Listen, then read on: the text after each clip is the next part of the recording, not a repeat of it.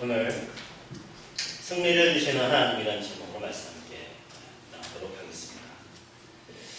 하나님께서 우리에게 또한 우리 교회에게 승리를 주실 줄 믿습니다. 네. 코로나 종식이 코앞에 왔습니다. 오랫동안 마스크를 썼던 것이 이제 이번 주부터는 마스크를 쓰지 않아도 되는데, 물론 실외에서요. 실외에서 지나다 보면 아직도 마스크를 벗기가 약간 두렵습니다. 서로 눈치게임 하는 것 같아요. 정말 벗어도 되나 하는. 2년 동안 너무 오랫동안 마스크 쓰는 것이 일상화되다 보니까 정말 벗어도 되는 건가? 그런 생각이 들 정도입니다. 그것도 잠시 한 1, 2주 지나면 누가 먼저 할 것 없이 서서히 마스크를 벗게 될 것입니다.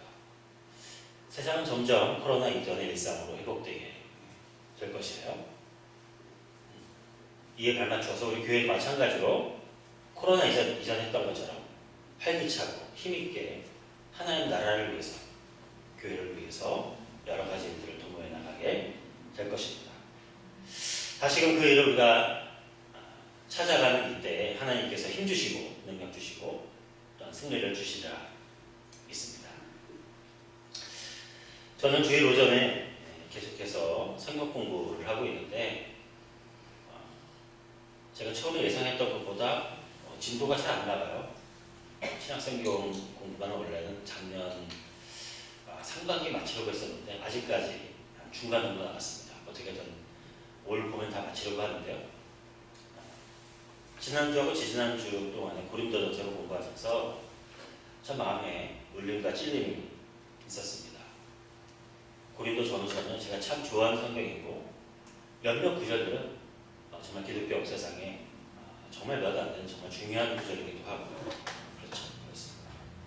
그런데 고린도 전후서를 썼던 사도 바울은요, 이 고린도 교회 전체에 대해서 별로 맞득치 않은 그런 시선으로 고린도 전후서를 썼다는 것이 공부를 하면서 더욱더 마음에 와닿았습니다. 고린도 교회는 사도 바울이 1년 반을 머물면서 공들여서 세웠던 교회예요.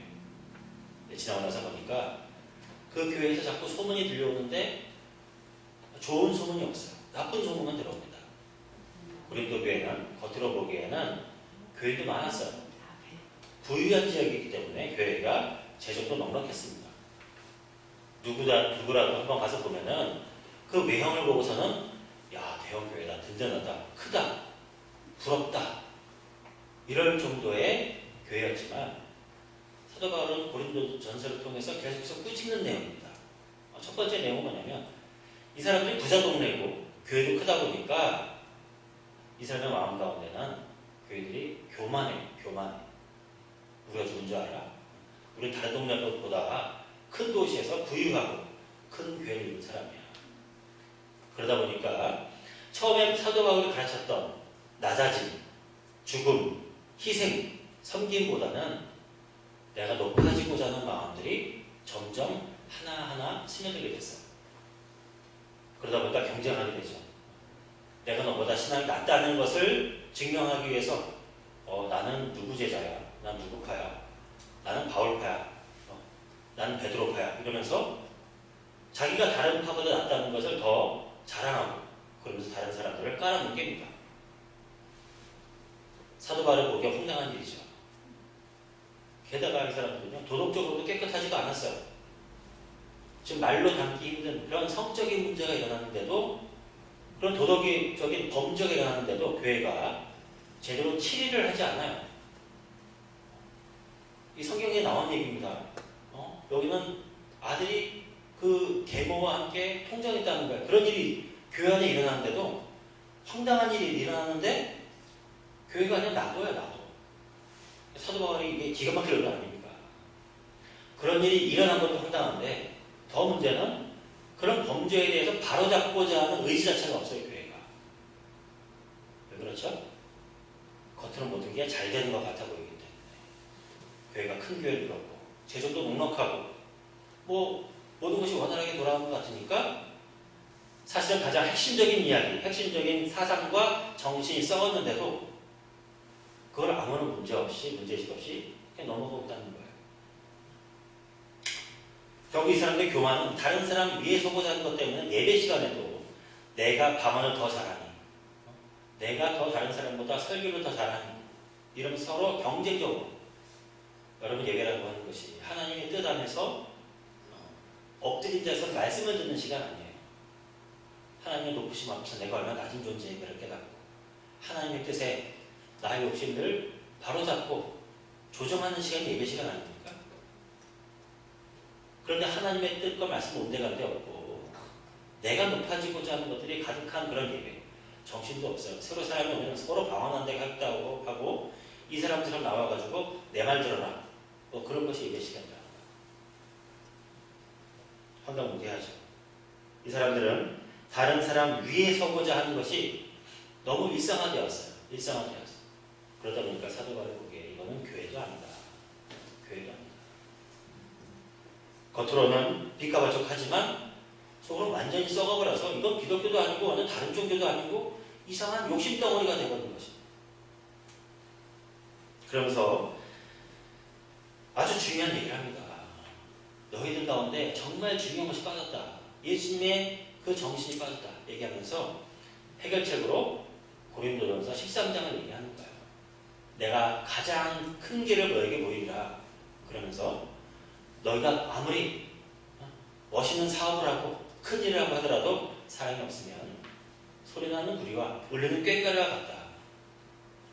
마음속에 사랑이 없이 다른 사람에게 대한 그런 베품과 마음을 나누는 여유 없이 무엇인가 사업을 열심히 한다고 해서 교회가 될 수 없다는 거죠. 그러면서 그 유명한 고린도전서 13장에 사랑장이 나타납니다. 그러고 나서 결론적으로 아주 핵심적인 얘기를 또 해요. 너희들 기독교가 뭔지를 모르고 있다. 기독교는 결국 부활을 믿는 종교다. 부활을 믿는 종교. 우리가 두 주 전에 부활절이었잖아요. 저는 부활절을 참 너무 좋아합니다. 너무 좋아요. 모든 기독교인이 그러겠지만 저는 오랫동안 교회 생활하면서 고난주간 동안 너무 힘들어가지고 새벽기도라는 게 제가 힘듭니다. 행사가 너무 많아가지고 부활절이 너무 기뻐요. 부활절. 아 정말 예수님의 부활 너무 감사하다는 생각이 들기도 하는데 농담입니다. 예수님의 부활 너무나 감격한 일이 아닙니까? 그죠? 그런데 중요한 일은 뭐냐면 그 부활 이전에 무슨 일이 있었느냐?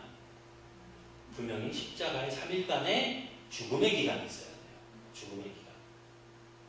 자, 고린도 교회 너희들 예수 믿는다고 하면서 예수님 제자라고 하면서 예수님께서 보여주신 그 부활만 받아들일 뿐 그 죽음의 과정을 하나도 반가워하지 않는 너희들이 과연 기독교인이라고 할 수 있겠느냐? 그 얘기를 하는 거예요. 그러면서 사도 바울이 얘기하죠. 나는 예수님의 제자처럼 살기 위해서 나는 정말 부활의 삶을 살고 싶다. 그래서 내가 스스로 얘기합니다. 내가 에베소에서 내가 맹수와 더불어 싸운 이유가 뭐냐? 내가 복음 전하기 위해서 맹수를 만나면 가서 싸우고 강의 위험도 만나고 강도를 만날 것 같음에도 불구하고 무릅쓰고 복음을 전했던 이유가 뭐냐? 이런 고난을 통해서 나는 부활을 믿기 때문에 이런 일을 감당한다. 그런데 고린도 교회들 너희들 뭐야? 그 과정은 그냥 건너뛰어버려요. 내가 죽고자 하는 그 과정은 없어요. 그냥 부활하신 예수님을 믿고자 하는 거예요. 여러분 이런 신앙이 지금 현대 우리나라에 비해서는 이제 이단입니다. 구원파라고 하는 신앙이에요. 구원파. 구원파 신앙은요.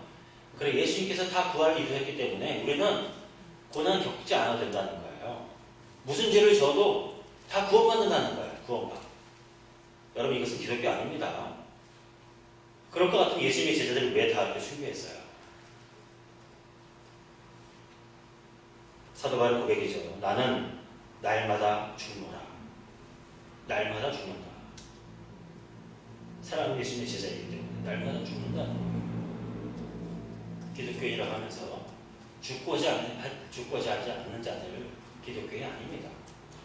그런 사람들이 만들어낸 교회에 그런 사람이 수천 명, 수만 명 있다고 하더라도 오물과 악취난 냄새만 가득할 뿐이에요. 참된 기독교인이 아니기 때문에. 사도 바울이 얘기하죠. 속지 말라. 악한 동물은 먹고 마시자. 현재를 즐기자. 얘기하지만 그런 동물들을 위해서 꾀지 말라. 부활하는 목숨과 썩을 것으로 심고 썩지 아니할 것으로 다시 살아나며 욕된 것으로 심고 영광스러운 것으로 다시 살아나며 약한 것으로 심고 강한 것으로 다시 살아나며 육의 몸으로 심고 신령한 몸으로 다시 살아나는 신비. 이것이 부활이라고 하는 것이죠. 교회가 교회되기 위해서는 이 세상 가운데 소망의 빛을 비추기 위해서 교회가 예수 그리스도께서 보여주신 그 부활의 진리를 보여주시기 위해서는 우리가 죽어야 한다는 거예요. 죽어야 한다. 죽어야 부활이 있고 그 후에 승리가 있습니다. 대가를 지불하지 않고 죽고자 하는 마음도 없고 나 대신 다른 사람이 죽어주고 나는 승리 열매만 따먹겠다. 도둑놈 아닙니까? 도둑놈이신 거죠. 기독교는 그런 것이 아니에요. 사도 바울의 안타까운 마음, 황당하게 여기는 그가 세웠던 이 고린도 교회를 보면서 느꼈던 그 마음.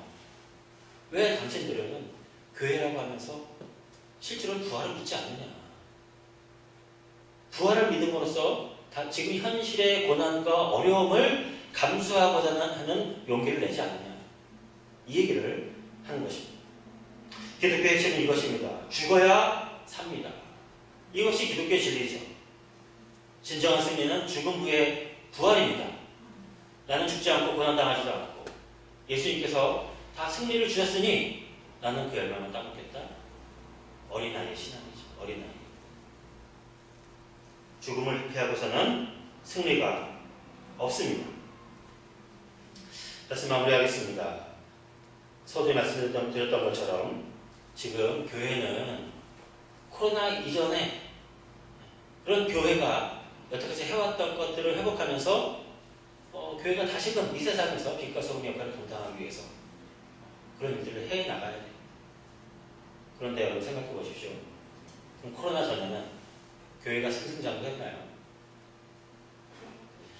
교회는 항상 교회 역사를 보면 후퇴와 전진을 반복해 왔었습니다. 길게 보면은 전진을 했었죠. 하지만 그 과정을 보면 때로는 후퇴하고 때로는 전진했었어요. 한국교회도 마찬가지죠. 한동안 세계 교회사의 유례를 찰 수 없는 큰 전진을 이루었어요. 그러다 보니까 어느새 약간 나태해진 것이 아닌가. 우리 믿음의 선배들, 우리의 그 믿음의 그 선원 목사님들이 얼마나 그 가난과 어려움과 역경 가운데서 힘들게 정말 내가 누릴 것들을 하나도 누리지 않고 포기하면서 교회를 이끌어 오셨고, 여러분 교회들이 다 어떻게 이 교회를 만들었어요? 돈이 많아서 막 그렇게 교회를 건물 짓고 그랬습니까? 다 내가 빚내서 없는 환경에서도 어떻게든 돈 내서 하나님의 교회를 세우자라고 해서 교회를 세워왔어요. 그런데 어느 순간 교회가 약간 풍족해지니까 더 이상 희생하고자 하는 마음들이 조금씩 사라지고 교회에서는 내가 공로가 더 많니? 네가 더 많니? 어느 분이 헌금을 더 많이 냈니? 이런 것이 관심사가 되는 것은 아닌가 생각해 보게 됩니다. 때가 그렇게 되면요, 교회는 후퇴할 수밖에 없어요. 왜 그렇죠? 십자가에 죽음이 없기 때문에 부활을 못 보는 거예요. 죽고자 하는 자가 삽니다. 살고자 하는 자는 죽어요. 교회가 전진할 때는 부활의 진리를 믿음으로 죽고자 하는 제자들이 많았던 때입니다. 하나님의 나라는 안중에도 없고 현실에서 높아지고자 하는 자들이 교회에 중추를 둘 때 교회는 후퇴하고 겉으로는 번들을 하지만 아무것도 영향력이 끼치지 못하는 교회가 되고 마는 것입니다. 교회의 사명, 우리는 하나님 나라를 더욱더 확장시키고 든든하게 하고 또 세상의 사람들에게 하나님 나라에 들어오도록 우리는 교회를 아름다운 곳, 지상 천국을 만들어 가야 할 의무가 있습니다. 하나님의 공의와 사랑을 보여줘야 합니다. 이것은 우리가 주님의 부활을 믿음으로 우리가 십자가의 죽음을 감수하고자 할 때 그런 일이 일어나게 될 것입니다. 죽으심을 본받아 낮은 곳에서 섬겨야 합니다. 그때 하나님께서는 우리에게 승리를 주실 것입니다. 그런 죽음을 감수하고 부활을 믿는 자들에게 과연 그 사람들은 내가 이렇게 고난당하고 힘들게 사는 것이 과연 의미 있는 일일까? 다른 사람 이렇게 안 사는 것 같은데 나만 이렇게 하는 거 아닐까? 믿음이 희미해질 때 사도바울이 권면하죠. 그러므로 내 사랑하는 형제들아, 견실하며 흔들리지 말고 항상 주의 일에 더욱 힘쓰는 자들이 되라. 이는 너희 수고가 주 안에서 헛되지 않은 줄 알미라. 예수님의 사랑으로 십자가의 죽음을 기꺼이 감수하는 여러분의 수고가 헛되지 않습니다. 우리가 그 삶을 기쁘게 감당하고 받아들일 때 하나님께서는 우리에게 선한 승리의 삶을 주시리라 믿습니다.